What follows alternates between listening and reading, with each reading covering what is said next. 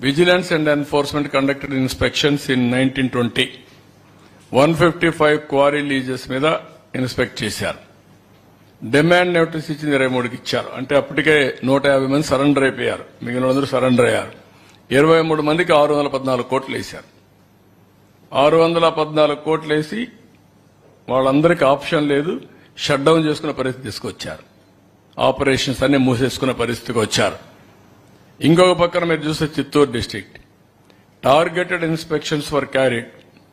ఇందులో కూడా black granite leases in Chittoor district 248 కోట్లు పెనాల్టీ వేశారు. Venkata Sai and lease holders పైన వాళ్ళు హైకోర్టు పోయి ఏదో అది అంతవరకు కాపాడుకున్నారు. మళ్ళా కేసులు పెడతారు కాబట్టి అంతవరకు కాపాడుకున్నారు. ఇంకో పక్క సరస్వతి పవర్ వీళ్ళకి మాత్రం వీళ్ళ own factory lime stone lease అయిపోయింది. 5 ఏళ్లలో చేయలేదు, క్యాన్సిల్ చేశాం 2014లో.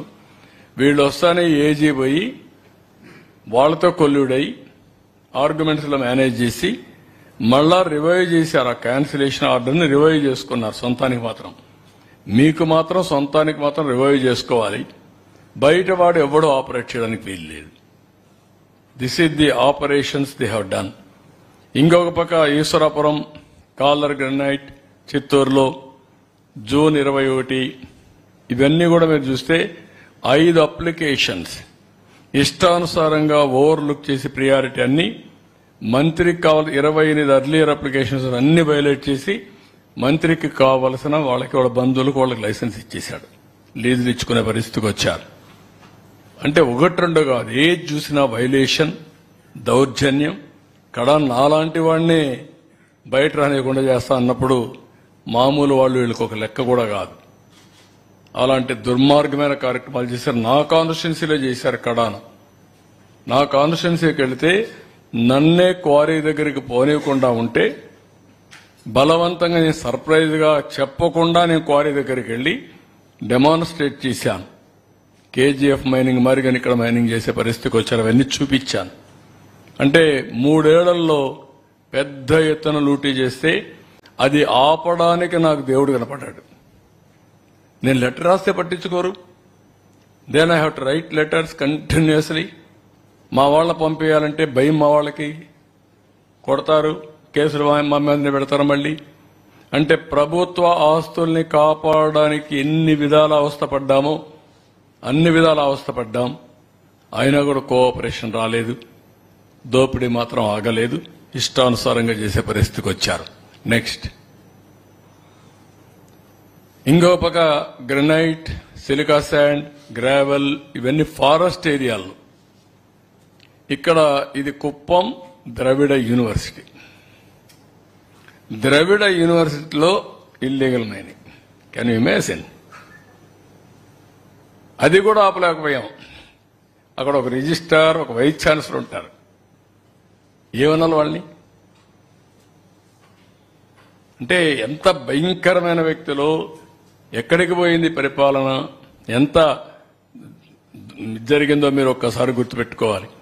గ్రావెల్ ఈస్ట్ గోదావరి మీరు చూడండి ఎట్లా కొట్టేశారు. దానిపైన పాప మా రామకృష్ణ ఆడేటప్పుడు మా పార్టీలో ఉండేటప్పుడు బీజేపీ ఎమ్మెల్యే అయ్యాడు. ఎన్ని కేసులు పెట్టాలని కేసులు పెట్టారు అది మీద.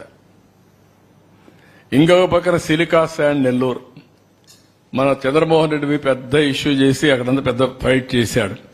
క్వాడ్జ్ నెల్లూరు అటు చూడండి ఎంతవరకు లాగిచ్చేశారంటే ఇష్టానుసారంగా దోపిడీ చేశారు. నెక్స్ట్ దీనివల్ల దగ్గర 19,000 కోట్ల రూపాయలు. Inefficient mineral administration 9,750. ఇన్ఎఫిషియంటే కాదు, కొల్యూషన్.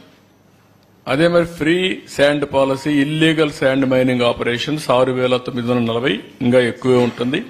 అది మినిమం మోడెస్ట్ ఫిగర్. అది non recovery of pending dues from sand contract 1,167 కోట్లు. Revenue loss due to outsourcing of mineral permits 1000 కోట్లు. Non recovery of pending dues from SCC contractors 220 కోట్లు. మొత్తం కలిసి 19,137 కోట్లు. Damage due to environmental violations are unquantifiable. అది thousands of crores ఉంటే ఉండొచ్చు. ఈ వైలేషన్స్ వల్ల జనరేషన్స్ టుగెదర్ సఫర్ అవుతారు. వాతావరణం ఇంబ్యాలెన్స్ కావడం, పర్యావరణం దెబ్బతినడం, ఇవన్నీ కూడా జరిగే పరిస్థితి వస్తుంది. ఇవన్నీ కూడా చాలా పెద్ద ఎత్తున సఫర్ అయ్యారు. నేను ఒకటే మిమ్మల్ని కోరుతున్నా, ఈ సంపద మీది. ఈ సంపద పరిరక్షించుకునేది ఒక బాధ్యత. ఎవరికైనా ఇచ్చినా డిస్క్రీట్ గా వాళ్ళు వాడుకోవాలి. రూల్స్ ప్రకారం వాళ్ళు వాడుకునే హక్కు వాళ్ళకుంది. ఈ మధ్య కాలంలో ఎవరైనా సరే మీది కడాన మెటల్ క్వారీ కూడా బలవంతంగా లాక్కున్నారు. మెటల్ క్వారీ బలవంతంగా లాగేసుకున్నారు. ఇలాంటి చాలా అరాచకాలు జరిగాయి.